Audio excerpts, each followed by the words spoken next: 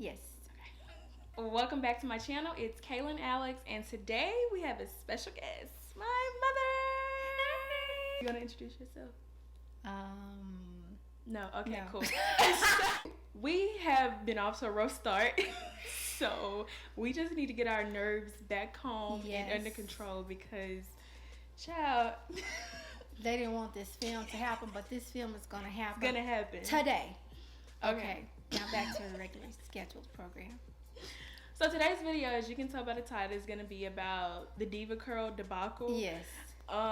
She actually has a story that she's going to share with her DevaCurl experience.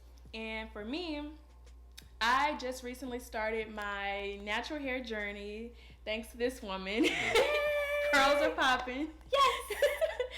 So she's been kind of like teaching me the ropes and figuring out different products that she thinks I would like, and DevaCurl was her holy grail. Like, yes. We have all the products back here that she lived and swore by, but unfortunately I can't use them. I have tried them before we realized what the issue was, and they were decent, but I didn't pursue it any further after having gone through the situation with her. Yeah. So I will let you start with whatever you want to share about. Okay, so do I need to be talking to you, or do I need to be looking over You there? need to talk to the people. I already know. This is totally new for me. I don't get on camera. I don't do these kind of things. So you all are going to have to bear with me. And if I continue to do this, no, I'm not trying to be bougie. I'm just trying to get my hair out of my face because it has grown. COVID has really done a job on me. Grown. So we're going to start here. I started my hair care natural curly journey November of 2018. I've always been natural for several years now, but wearing it curly was something that I didn't do. I straightened my hair. I need to know why y'all couldn't do our hair like in the natural. Okay, that's for another video. We're not talking about that. I just want to know. We're talking about the journey of DevaCurl. And okay. Jesus. Okay. This is how you're going to treat me on your channel. I'm not returning. The people want to know. Some of us have experienced deep trauma from our hair. Okay, let's address that since that's the pink elephant in the room at the moment. It's not that we couldn't do your hair. But what did you do to our hair? Like, where you from? We only did what was done for us. Anyway, I mean, it was just a preference. We just didn't know. Okay, we're back to the natural hair journey. We're here now, so it doesn't matter what happened then. Okay. So anyways, November 2018, I started the curly journey. I've always been natural, but I had my hair straightened every week. So I don't know, I just made a decision. It wasn't that anything was wrong. I just made a decision that let me see what it's gonna look like curly, and can I grow it out, because I've always worn my hair short predominantly my adult life. So I started the journey and I liked it, but do you remember what year that was? 2018.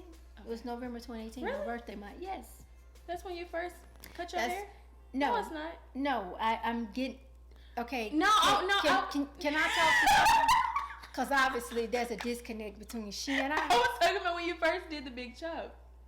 That was long ago. Yeah, that's like 10 years ago. Well, people going to want to know that. How long have you been natural trying different stuff? I have been natural for about, I would say, 10 years. Probably about 10 years. That's about right. I'm thinking it was about 10, maybe a little bit more, give or take. When I first started, I did do the big chop. I did wear it curly, and I think I may have some pictures you can show of that. I'll insert those. But once it grew where it could be straightened, I didn't go back to wearing it curly. I kept wearing it straight, obviously, and it just became to a point where, natural curly hair or kinky coily hair, whatever your texture is, has started to become popular, and there are more products now than there were then. I just decided to take that journey this time, and when I did, I realized that I had some heat damage because I've straightened my hair for the past 10 years. So I knew that there would be a little bit of transitioning, but I knew that it wouldn't be much because my hair was already fairly short. So starting that journey and having to wait, because my stylist is actually, doesn't specialize in natural natural curly hair. And I came across someone that was actually here in Houston, but I couldn't get into her until 3 months later. So struggle is real still. 3 months I had to wait. So in between that time, from November to, I think my appointment was like late February, and I ended up doing something that I probably should not have done, which was a ponytail. Yeah. You are not about to blame this on a ponytail. I did. And so, I mean, because in order for the ponytail and for your hair to lay down, they have to straighten it. And pony took you out. Took me out. That was more heat damage. But long story short, I ended up getting the appointment. So I went in for the consultation. She told me the things, that I needed. Yes, there's some heat damage, but it shouldn't take long. This is, we're probably going to have to cut it a little bit, blase, blase. I ended up getting an appointment that was like maybe 30 days out or, somewhere, maybe like 3 weeks. And I was super excited. And when I got there and, she gave me so much information about my hair, how to take care of it, and that it would be, as it was growing out, I would, have to have consistent appointments every 2 to 3 months to get a trim, to keep it, to keep my ends clipped. So we got all the ins and outs of what I needed to do to accomplish the goal. I did have a couple pictures to show her that was my my end goal, what I wanted to accomplish. And we have been on that journey ever since. There was already a little bit of shedding, I think, just from the transition, but it became to the point where washing, conditioning, styling, all of that had tons of hair. But because my hair was continuing to grow, I didn't notice right away was there any effect of this shedding. Okay, perhaps this is normal. Well, a few months go by, I started noticing that my hair was thinning. It wasn't as thick as it was, and I said something is obviously wrong. When I purchase products, I have to purchase the entire line. We can do a resale on all the products that she don't use. Well, I actually haven't had to buy many products because you already have them in the stash. Right, because I'm a product junkie, and I mean it's supporting small businesses. A lot of those companies are small businesses. ShopPopLocksHair.com. Really, you put a plug in it? I'm talking about a natural hair. Oh my God! Once I went to the stylist, which is Sweet Styles, Emma. Shout out to Emma. What I initially wanted at the time was a Diva cut. She was a level 3 specialist, still is. And when I went to get my first trim and styling, she used DevaCurl products, and they were fabulous. So this is the only product that I have used for the past year since I started my journey. So here I am in the beginning. Like I said, I had a little bit of shedding, so I noticed that I had some bald areas, just slightly in my temple area. But I did find an oil from a young lady online, Glammed Naturally Oil. That oil was like Jesus in a bottle. Nothing else was working. I had tried castor oil. I mean, it irritated my skin. I had tried all types of other products. And I'm not saying that those products don't work. They just didn't work for me. So here I am, found this product, and she answered my questions, gave me a little bit of background knowledge and education about it. I said, okay, what have I got to lose? Because I've tried everything else. I tried the oil, and within 2 weeks, my hair started filling back in. I started seeing small, thin layers of where it was filling back in. It hadn't grown to a nice length, but it was filling in. I started putting a little on in that area in the morning and at night. It was filling in, but it was also continuing to shed. What is really going on, because this is not normal, because I noticed that all of a sudden, my hair is a lot thinner. The area where it was the little ball and had thinned, it had started receding back. And I said, oh my God, that is where the loss of the shedding that I see, this is where it is coming from. So I immediately thought, go to YouTube, right? So I went to YouTube, found a ton of videos on shedding, breakage, and so I'm having to try to figure out which is which. And by the time I figured it out, I realized that maybe I just need to go see a medical doctor, because none of the other things that they were saying was contributing, to the loss. So I set up an appointment for my medical doctor, for my your general physician, and I had them to do the initial blood work because I thought that it was either my iron or thyroid, because that was what most of them who had that challenge, that's what they said it was. Well, I got the blood work back. It was neither of those. So they also recommended I go see a dermatologist. So I made all these appointments at the same time. Regular physician, dermatologist at the same time. So the appointments were kind of like a couple months away. So this was during the holiday time. So I go and take the test, and the results come back, no, not your thyroid is okay, your iron level is okay, but there is a problem. So this is where the problem comes in. Something was inconsistent. Something was going on, and I needed to go see a specialist. And I said, a specialist? I said, wait, ma'am, I came to talk about my hair shedding. So you're telling me that my hair shedding is because I have some word that I don't even know how to pronounce? This is what you're saying to me, that okay, something, arthritis, whatever, but bottom line, it was what they were suspecting was some sort of autoimmune disorder. Okay, it's the holiday time. I am freaking out because my family is so overprotective of me, and I am such a strong person and believe I can weather any storm. So I didn't want to alarm them, but the fact that something was going on and I had to go back for more tests was a little bit scary for them. She didn't even want me to go with her. Like, no, because I didn't need the extra stress, okay? So here I am. I'm your child, remember that. But I have to, it's the way that I have to communicate news to you all.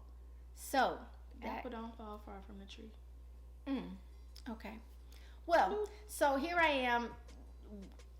I mean, just literally on the phone with the nurse, like laughing. I think she probably thought something was wrong with me, because I'm like, I came about hair shedding. I'm thinking you're gonna tell me it's my iron level is low, or my thyroid is off balance, my hormones are out of whack. None of that was the case. So she set me up an appointment with, what is it? The rheumatologist. Yeah. So I had to set an appointment. There is another 2-month wait because they're booked up. So I had to wait. We're playing this waiting game. So in the waiting game, I'm, kind of nervous and trying to figure out what could be triggering. Well, now I'm got all these thoughts in mind, because when someone tells you something about what you may have, you can think of all the things, the signs that fall in line with it. So I went to get a second set of blood work.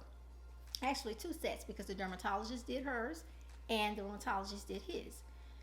Long story short, dermatologist, who I saw right before the rheumatologist, said that everything checked out and was fine. She didn't see anything that was alarming that could contribute to my hair shedding or loss. So she said the best thing that I can do is for you to come back in a couple months. We'll do it again. I'm going to put you on some iron tablets, because yours is just borderline low, but not alarming to cause what you're saying is happening with your hair. So I said, okay, that's fine. And she said, here's some hair growth tablets. Start on those, so that even if you are shedding, it can start replenishing it. It won't stop the shedding, but at least it'll help it continue to grow where you're not balding. So I said, okay, we'll try that. Then I had the appointment with the rheumatologist, who did his blood work, and he found nothing there. There was nothing there that would cause him to an alarm. I didn't have any autoimmune disorder, because basically everything was fine. So now I'm back to square one. That was great news, because I don't have this autoimmune disorder, but something is still obviously wrong, because my hair is still shed. I began to try to eliminate things and figure out. The only thing that was the only product that I was using was DevaCurl. So I kind of figured, let me start, seeing what's going on with that. But at the time, I didn't even think that it was the product. Yeah. Until I was thinks about product being the reason for something internal happening. Like, absolutely, because once you figure out what's happening, then it's like, okay, well, obviously it's on my head. Right, because most stylists will tell you, and even physicians will tell you, that anytime you have something like hair shedding, those type of things, it's an internal issue that probably needs to be addressed. And then most times, whatever is causing the shedding didn't happen at that time. They say normally 2 years back. So I begin to think 2 years back, because they ask me also, had you had any surgeries? Had you been under any amount of stress? Has anything traumatic in your life had happened? And none of that had happened in the past 2 years or 3 years. So it was just all confusing for everybody to figure out. So as I continued to search online and YouTube to find out ways that I could stop the shedding, you know, the rice oils or different things like that, all of that was coming up. There was this video that popped up, Dun, dun, dun. you know, about DevaCurl and the effects that it had on this particular hairstylist. So I began to watch the video, and lo and behold, it was the same symptoms that I had been challenged with. So initially I didn't just assume that that was it, because I said, I mean, products, you know, work for some, they don't work for others. So I just couldn't believe that it was my beloved DevaCurl. That was not happening. I had found a product that I had fell in love with. I loved everything about it, the smell, the way it worked with my hair. She was recommending it to people who weren't even natural. Exactly. So that's just how I felt about them.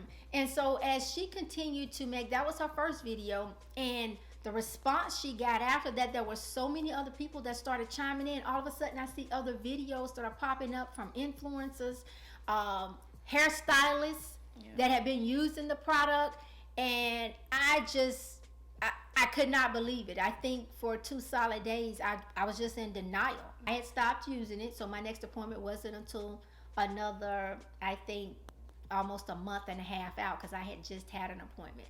So when I noticed when I stopped using it, the shedding stopped during the process of me conditioning and styling. It wasn't much shedding left. And me continuing to use my Glam Naturally oil. Now I have these hair growth tablets that I was kind of using once a day instead of the prescribed twice a day. But all of a sudden my hair in that temple area just started filling in and growing back, you know, like it wasn't filling in and then coming back out. So it's right. So it was filling in at a, you know, at a rapid pace. So I was very, very excited about that. When I went back for my appointment, I had stopped using the product. So when I went, she used the product, DevaCurl again. So once that week was up and it was time for me to wash my hair and do it myself, I noticed that, okay, this shedding is back. I couldn't figure out, like, why is the shedding back?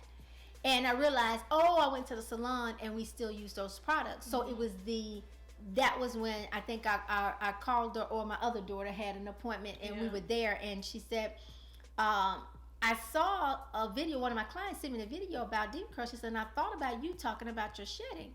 I said, yeah, that's what I want to talk to you about. I don't want to use it anymore. And she said, fine. It's a wrap. Yeah, it was done. She didn't even argue with it. She said, okay. She said, I haven't had that challenge, like I said, but I understand there are other products out there that will work for your hair, and we will take that journey till you find the next, you know, product that you're comfortable with. I figured out from doing my own research and from, you know, being a part of a community of other women who had lost their hair, who, I mean, are bald, who have had to do another big chop because your texture changed too. My texture changed, and that was really the main thing, was my texture changing, because it wasn't curly anymore. It started becoming kind of wavy. My curl pattern was becoming loose.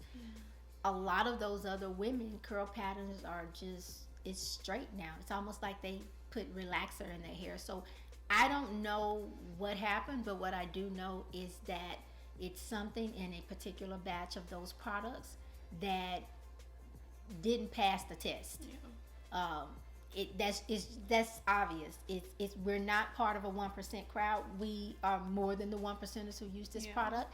And looking, after doing research, I realized that the company had been sold, I think, twice within the past few years, but more recently within the last year and a half.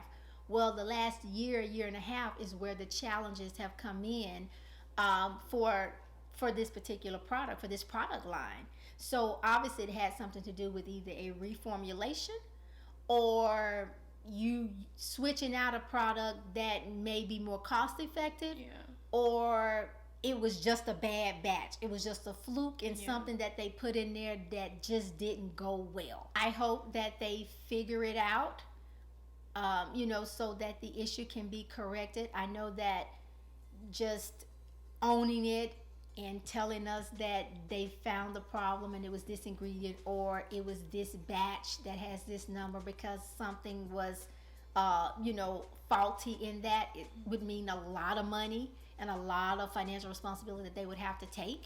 And so I know that's not going to happen without. I mean, who wants to support a brand that's not even like taking ownership for ruining people's lives? Like we spent months trying to figure out what was wrong when there was nothing, and a lot of that was expensive. Yeah, like it was. That was expensive go to have tests done with no type of into it, and then the emotional stress that is put on the other family members like myself, because it wasn't me. So not to be selfish and saying that I experienced so much, but if it stressed you out, can you imagine what it does to the loved ones? And for a company to just negate the fact that this is actually happening is kind of like, wow, like that's what you think of your customers. That kind of and the sad part is that there have been other companies who have done the same thing.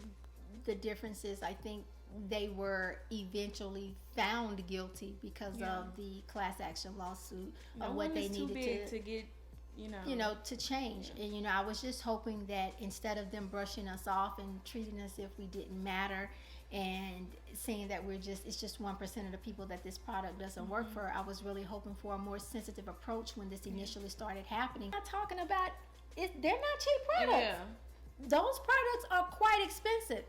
I have several hundreds of dollars of product that I have here that I have not used, that I just have, that obviously are not going to be given to anyone else. They'll be trashed, but they were expensive. That's my point. And then it's not just about the money. It's not just about the money. It's definitely not about the money. No amount of money will replace a person's hair loss. No. The emotion that they felt, thinking that they were doing this great thing with their hair and taking care of themselves, only to find out the product is what was, damaging them. Like, nothing will bring that back. For me to be challenged with what they're thinking, that I have an autoimmune disorder, there were several other women who had the same thing. Some of them had already had some challenges which made their issue flare up. Well, I wasn't the only one that was diagnosed or levels was off when they went in for blood work, but when they stopped using DevaCurl products, there was no more challenges. Their blood work returned back normal. So we're not crazy.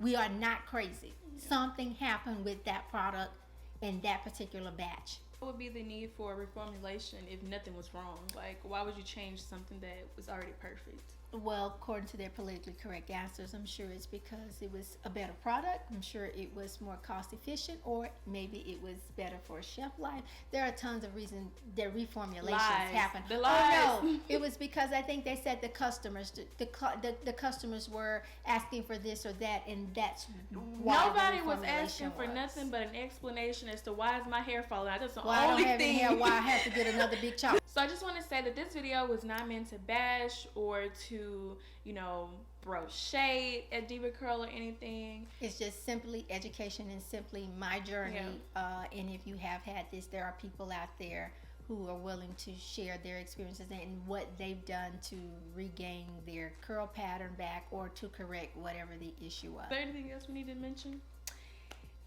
No. Everything else will. Yes, the giveaway. So we're gonna do a giveaway. The first prize will be a $50 gift card, just like a regular gift card. You can use it wherever. Yes. The second one we're so excited about will be one free virtual consultation and a $50 credit towards product or service for Sweet Styles. Absolutely. So if you're in the Houston area, there you go. And if you're not too far, it's worth the trip. So the qualifications for being entered into the contest: you will need to be following me on Instagram and subscribe to my YouTube. And then on my Instagram post about this video, you'll mention 2 people, have them subscribe to the channel, and you are included in the selection for the prizes. Yes. So once we hit 1,000 subscribers, we're gonna announce the winners, and I'm so excited. We're so close. And yes. I really did the giveaway because I wanted to give away something. Yeah. And I wanted to give away something that would be meaningful. Anyway, thank you guys for tuning in. Don't forget to like, comment, and subscribe, and I will see you in the next video. Mwah.